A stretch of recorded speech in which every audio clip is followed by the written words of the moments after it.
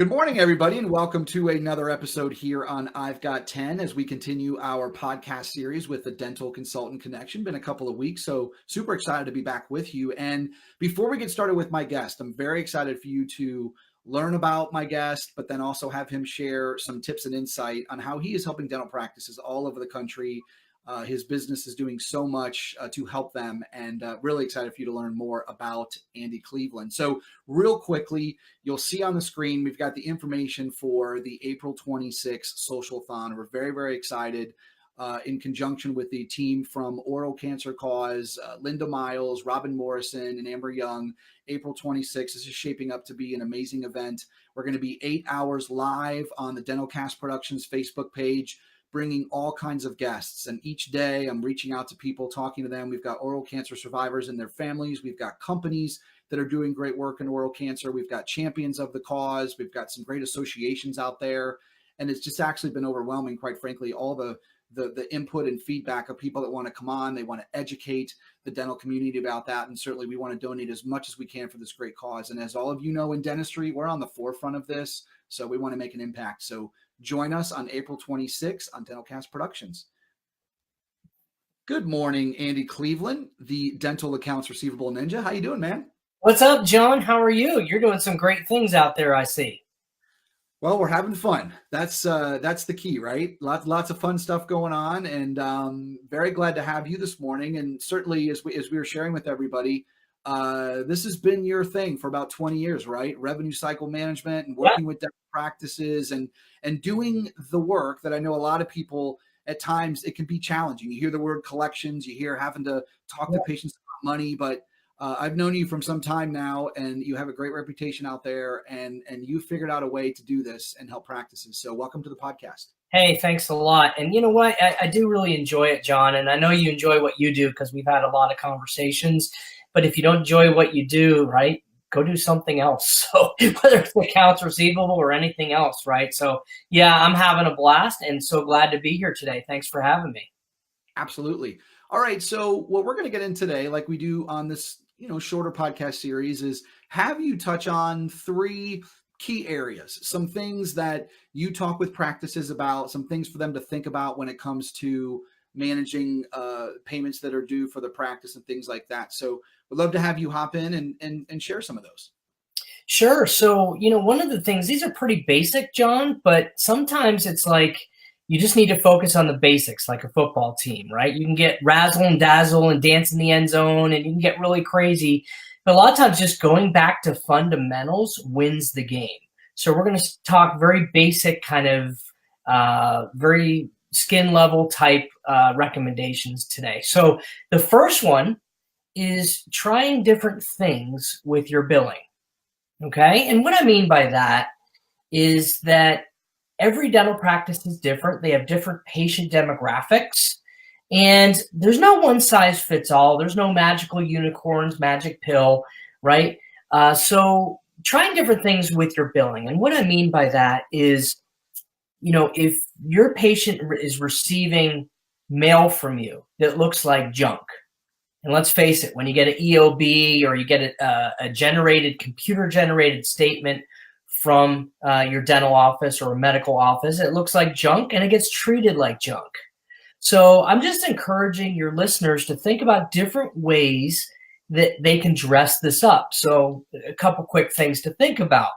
Number one, if you're dealing with seniors, they may respond better to actual physical mail, the snail mail. They actually post office is still alive and kicking. So, right, maybe that might work for certain populations.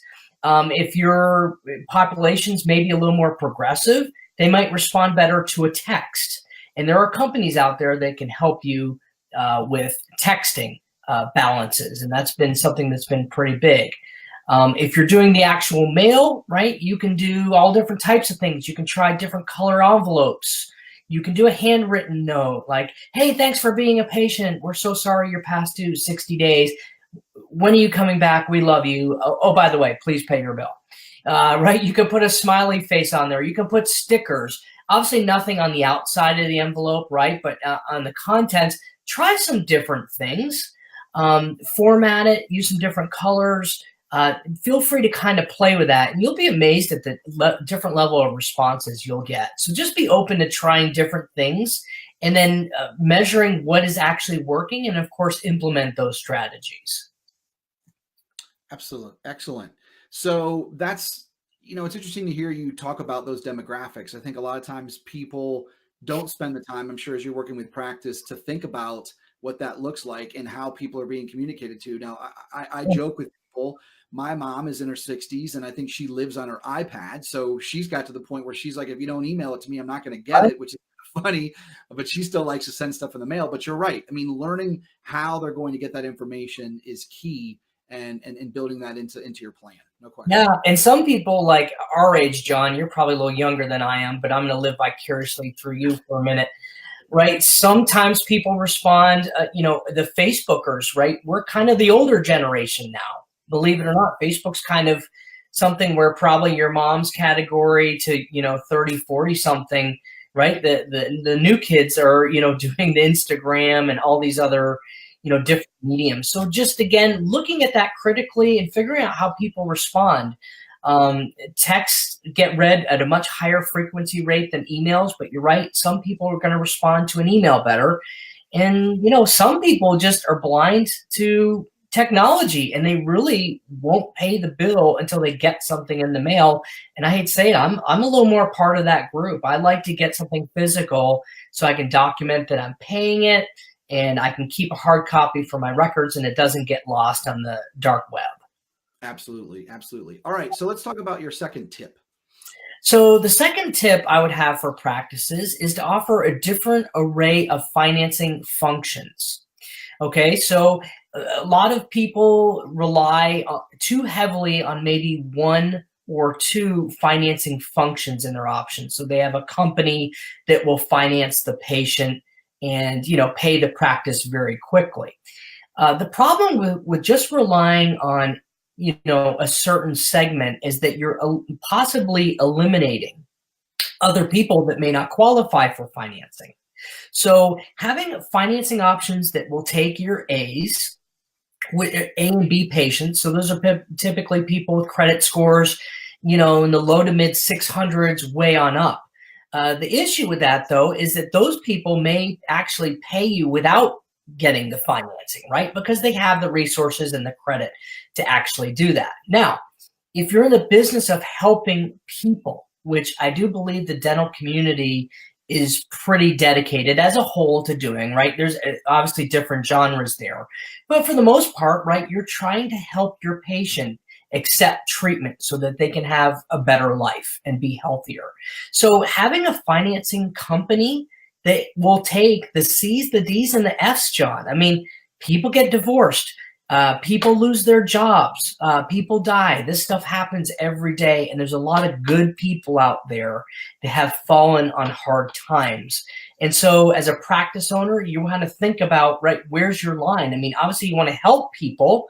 You don't want to maybe be a nonprofit and just, and just do all that work for free, but having a couple different functions so that you can take the majority of Americans out there. The other option is to finance yourself. Now, I'm not suggesting that anyone becomes a bank, but when you look at the transition of a new practice owner to a mature practice owner, you go through kind of different stages, kind of like the stages of grief, right? The beginning, right, you're angry and you're mad, and then it's denial and all that fun stuff. And the same thing with practice owners, John. Like in the beginning, you're so hungry to get your business off the ground, to make those student loan payments and to get patients in the door, right? You're just kind of taking everybody. So that's not that type of demographics, probably not too wise to just finance everyone yourself, because then you're putting your mortgage payments and, right, your responsibilities in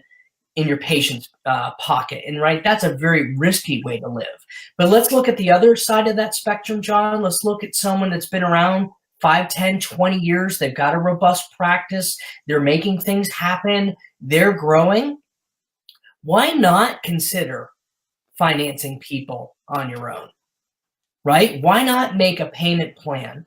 And I would suggest you kind of do it in a kind of a pay-as-you-go format. So in other words, you don't want to be financing someone and being in the hole on lots of lab fees and unaccepted treatment, but having them kind of pay as you go. That way, if they walk away and you never get that, the permanent crown, and the patient's walking around with a temporary crown for 3 years, which happens all the time, right? You're not out the second part of that crown. So consider offering some financing options on your own. I would suggest that you do it on a credit card and have that information stored in the cloud. You don't want it in a desk drawer, way too risky. And then that way you have a predetermined time that you can run those credit card payments, or even a bank draft or ACH. That way you don't even pay merchant fees, and you're not even paying anything on the loan cost. That's really almost 100% your money. So thinking about those things critically, adjusting for your level of practice ownership, and really trying to do what's right for the patient. And that will help you grow your business and drive enthusiastic people into your practice. Absolutely. And Andy, I'm glad you mentioned this, because I don't know how much of the population in this country realize that not only in dental, but even in medical, that if there's a procedure that they can't pay for the whole thing or whatever the case may be, there are more and more dental practices, medical practices that are going down this path, that are finding compassionate ways to help people make payments. I've been there. I mean, I tell people all the time. I mean, there's been times with medical expenses where it's large, insurance doesn't cover it, and it was amazing to me the first time that actually the practice that I worked with is like, yeah, we'll work with you. You can go ahead and make payments, whatever the case may be. Yeah. Immediately took that. It was like, okay, how can we set up a plan? Like, whereas before that, as you know very well in the world that you live in, that's a lot of times where that gap is. It's like, it's not that they don't want to get it taken care of. It's just that what is their situation? And I think simply, as you said, by having a practice, just go down that path of being creative and making those options, I would imagine lowers AR by a lot. Yeah, and I'm sure that you're probably very loyal to those folks that worked with you. So if you had a competing practice that maybe offered it a little bit cheaper or is a little more convenient, my guess is, John, you'd probably be loyal to that person. I know I'm a very loyal person. When I find the right cereal, the right gas station, the right loyalty program, right, with Kohl's, like, I love Kohl's. It's like the best thing ever because they reward you for being loyal, in your grocery store. Like, all those things are awesome. So that gives them a reason to come back, knowing that, you know what, you put their oral and total body systemic health ahead of their ability to pay. And that shows them that you care more about them than how they pay. And I think that is a huge paradigm shift. Absolutely. So before we go to the third and final tip, and you're talking about loyalty and you're talking about cereal, let's get to the serious stuff here. Like, what cereal are you loyal to? Well, I'm not a big cereal fan, okay? But my daughters, right, when they find something they like, I mean, they don't even want to try anything. The problem is we introduced a couple unhealthy cereals, so now we're trying to pull them back to the healthy, and it's a fight every morning. Oh yeah, I don't mean good luck on that, right? I mean, who would not like some Fruity Pebbles, or I mean, that's actually what I was thinking, but I didn't want to say it. So you kind of nailed it. All right, so let's get to the third tip that you wanted to talk about, which is outsourcing and things like that. Yeah. So here's the thing, John. Like, practice ownership, so much has changed, and you know this. You've witnessed this. In just the past 5 years, things have changed tremendously. Then you go back 10 or 20 years, and oh my gosh, like 20 years ago, barely had the internet, no social media. Like, we are in a different world. And what I would consider, I would suggest to your listeners to consider is outsourcing. Now, outsourcing is kind of a scary word for some people, but look at it as having a virtual team of people working for you that are going to be held accountable. They don't call in sick. They don't play on Facebook. They don't go on maternity leave. These teams of people are paid to penetrate your accounts receivable. And you can hire people on the insurance AR reimbursement cycle, and the patient AR reimbursement cycle, which is more my thing. But I do regularly consult on the insurance side of the fence too. Because let's face it, John, let's look at the definition of outsourcing. Someone can do it less expensively, and they can do it more reliably, and you don't lose control. And if that makes sense, and it does not hurt patient relationships. In other words, whoever's calling the insurance company to find out when a claim wasn't paid, right? That has zero bearing on your relationship with your patient. So to me, no brainer, get it out of the office, get a team of people to do the insurance, let your people at the front focus on the people right in front of them instead of being on hold with an insurance company for 20 minutes trying to figure out why the claim's not paid. So consider looking at outsourcing solutions on both the insurance and the patient AR side of things. I've seen this huge monumental shift in the past 3 to 5 years, and I have practices that are absolutely killing it. Hands down, they're happier, staff is more satisfied with their work, they're less stressed. They don't have to be experts on, doing all the insurance and calling people for money. Everybody hates it. I mean, that's a standard question I ask when I meet with a potential client. If you like calling people for money and you like being the bulldog, I'm not a good solution for you, because that's what we do. And inevitably people say, you know what? I absolutely hate that part of my job. The staff might tell the doctor, hey, I love that, just to keep things copacetic and friendly. But if you got them in a corner in an alley somewhere by yourself and whispered in the ear, do you like it? Inevitably, they say, absolutely, I hate this. And they are typically overjoyed by getting that out of the office. Yeah, absolutely. It's interesting. There is a book out there that was written by Steve Case, the guy that, invented and ran AOL. And he talks about, Andy, over the years, these last so many decades of how business has evolved. And we're living in this time that you mentioned of this massive collaboration where finally it's okay for businesses to realize that they can't do everything, they can't be everything, and to build these partnerships with those companies that have done that. And obviously, as everybody knows, managing the different cultures and, like what you said, what a particular company's customers expect and that branding, that's the sensitive part. That's the part that we think over time was hard for people to start to go down that path. But the more, like you said, that people realize that collaboration helps you scale and helps you serve more people, it's exploding and it's exciting. And I'm glad that you mentioned it, because the most important thing is it's helping people get results. And once they buy into it, I think it's definitely the right thing to do. Well, and here's the deal, John, and kind of summing this up. And people say, well, what's the cost? What's the cost? Well, here's the deal. Number one, the cost of neglect, just like a patient in your dental office is neglecting their dental care, the cost of neglect by far outweighs the cost of treatment, right? And we all know that, right? You let a pinhole cavity get to be a bigger cavity, which becomes a root canal, which becomes a crown. So best addressed early. So the cost of neglect is huge. The other cost is, if you're working everything yourself, you have to hire physical people. Human capital is a huge cost. Managing people, making sure they show up on time, making sure they know what they're talking about, making sure they have a work ethic, that's a cost. And of course, there's a cost associated with hiring someone on the outside, although it's typically less than what a full-time employee would cost.